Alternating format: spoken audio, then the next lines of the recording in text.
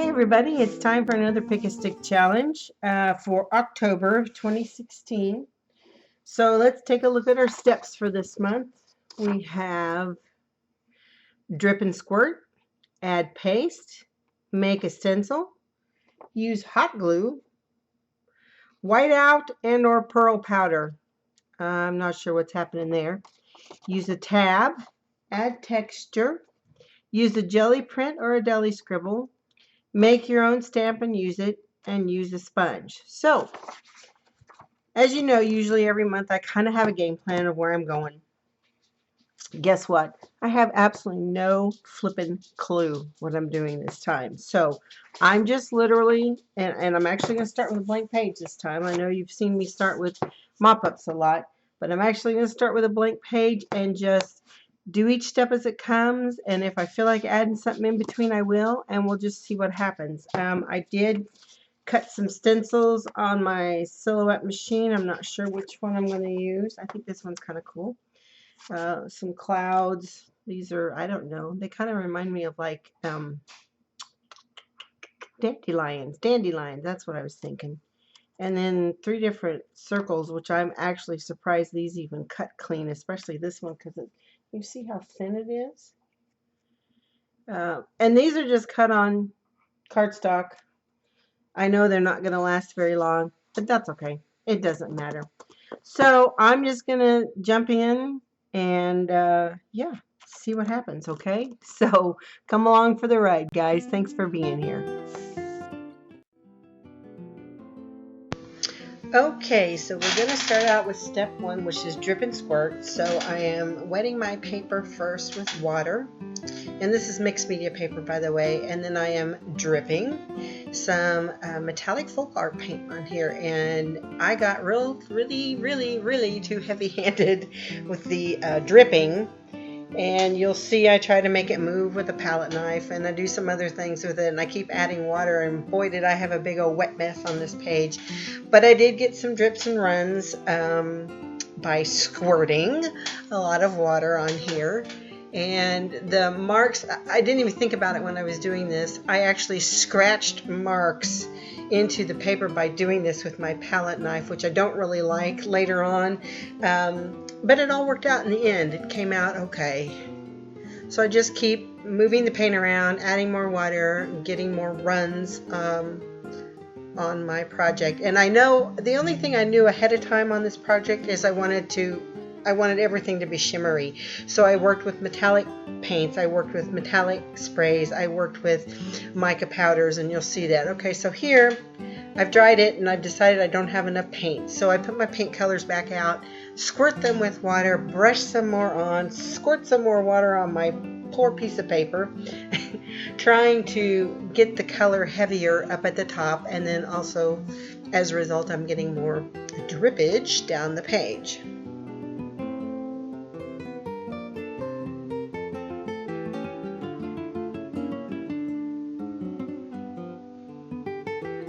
And I know I'm going to add more stuff to this, so I'm not worried about covering the whole page. I'm totally fine with leaving some white space here.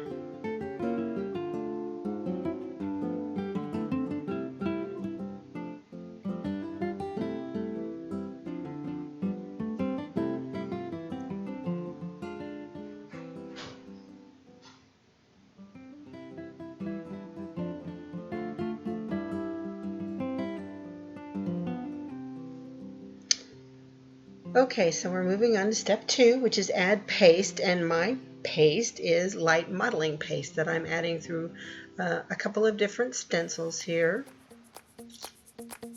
These are the Crafters Workshop stencils, and I will try to add links below to the specific stencils in case you're interested in them.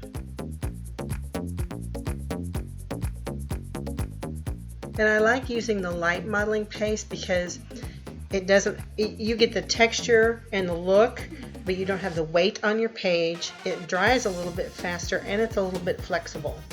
So I really like using it over anything else. In fact, it's pretty much all I ever use when I do something like this with a stencil. So we got those on. We're going to get those dry. Now we're going to move on to step 3, which is make a stencil. And so these are some of my circle stencils that I cut from off of my Silhouette Cameo machine, just from plain old cardstock. And I'm using some Tattered Angels Glimmer Mist because, again, I'm going with the total glimmer shimmer thing. And these worked really well. And actually, when the stencils themselves get too poopy to use as a stencil, they're going to have so much pretty sprays and stuff on them that, heck, I'm just going to glue them down to a page. So I'm going to get double duty out of those babies. And then I did a third one here with a gold Glimmer Mist spray, and it really didn't show up too well, but it's over on the edge where I left white space. So actually in the final product you can see it just a little bit in my pictures, but not too good here on camera. You have to trust me on that one. Alright, so step 4 is use hot glue, and I was going to try to be all creative and artsy-fartsy and like make squiggles and designs and different things with the glue all over the page. I thought, no, I'm just going to hot glue some gears down and call it good, darn it.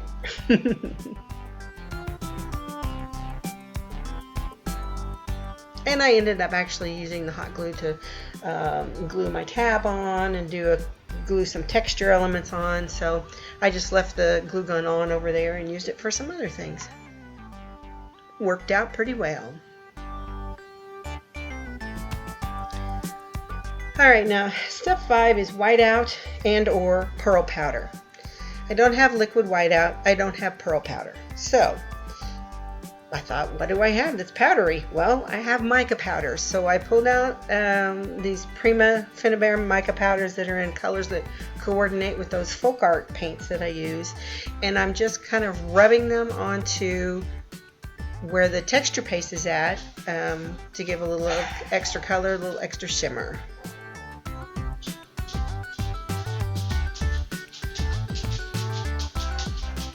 And I'm sorry if you hear clicking, clacking in the background. I have hard surface floors and my dogs come to visit me. So that's that little clicky noise you hear sometimes in the background of my videos.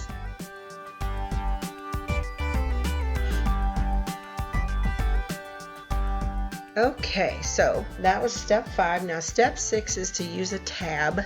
So I took this pretty bracket punch and punched out a piece of cardstock, and I'm going to score it in half with my little mini scoreboard, and then I'm just going to paint it with some of that metallic green paint and hot glue it onto the side of my page.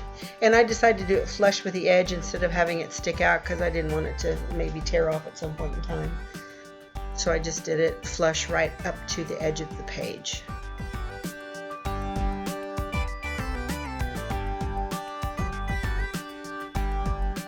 And yes, the glue gun again. Woohoo!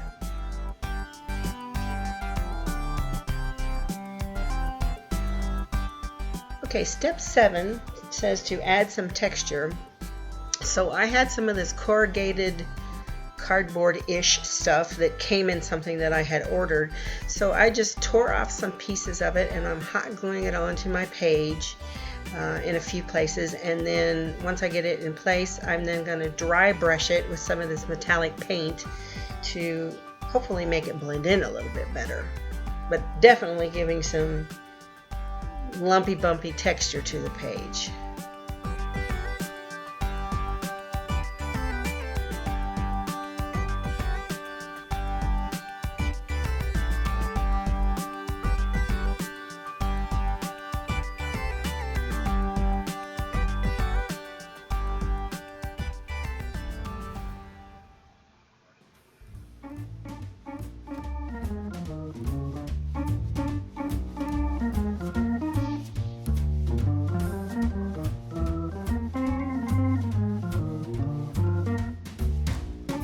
And I apologize for being a little bit off camera here. I forgot I was down a little bit too far, but you get the idea of what I'm doing.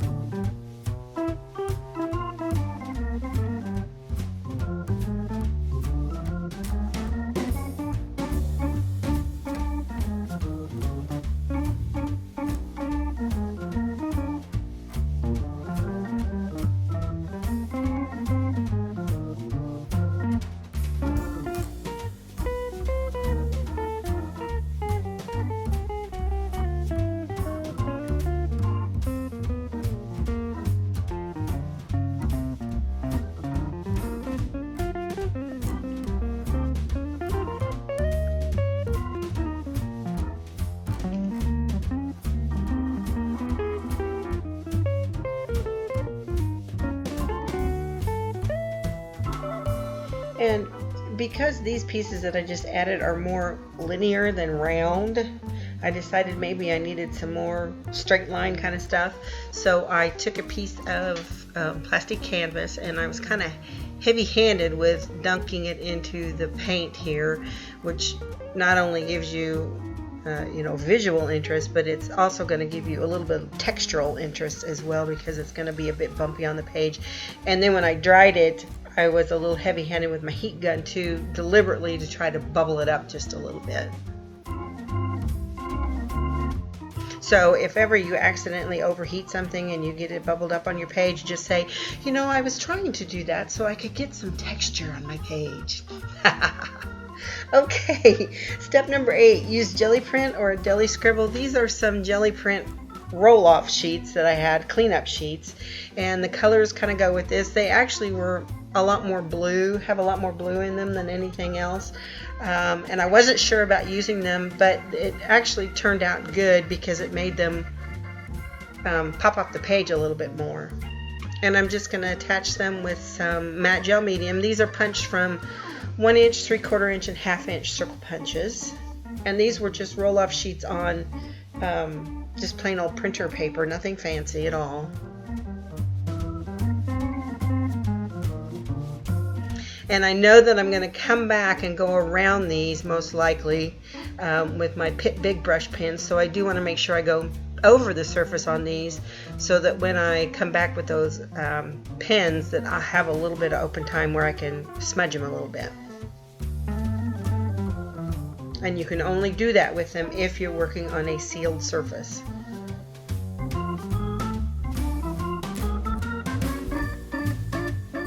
Alright, so I got those attached, got those dry. I'm now moving on to step 9, which I took some poetic license with. It was to make your own stamp and use it. Well, I didn't really make a stamp as in carve a stamp. I don't have the tools or materials to do anything like that, so I just took some of my mark making paraphernalia that I have, tape dispenser pieces and caps off of things, and just some titanium white paint, and I'm stamping with the paint. And I picked out 3 different stampers, if you will, that would go around my circles that I punched. Yeah, sometimes, believe it or not, there is method to my madness, you guys.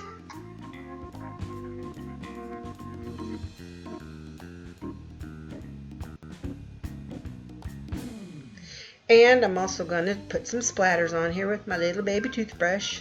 And all I'm doing is watering down that paint, picking it up with the toothbrush and splattering it on the piece. That's it, just to give it some white highlights here and there. And step 10 is to use a sponge. So I've got a sponge dauber out and a little bit of gold iridescent paint.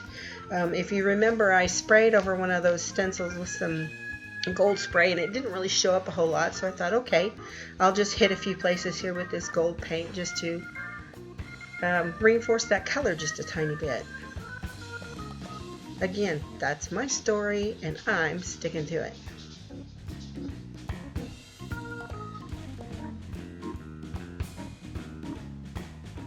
Okay, now we're coming back in with the big brush pens like I mentioned earlier, and I'm going to go around these punch out circles and smudge those edges so it gives them a shadow and it makes them pop up a little bit off the page better. You could do the same thing with Inktense pencils, watercolor pencils, any kind of marker that you can move a little bit, a charcoal pencil, a Stabilo all pencil. There's all kinds of ways of getting this effect.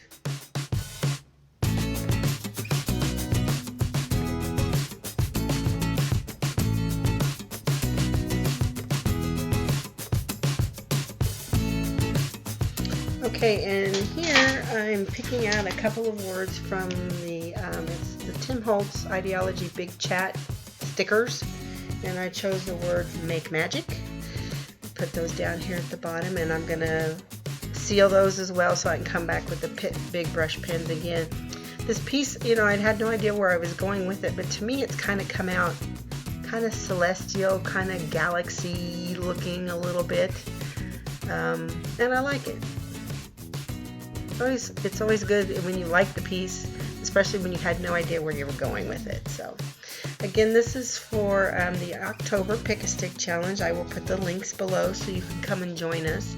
We have a lot of people participating and a lot of fantastic projects. It's great to see how everyone interprets the 10 steps. It's just a lot of fun. So I hope you'll come and join us. Thank you again for coming by. I hope you have a wonderful day, and we'll see you next time.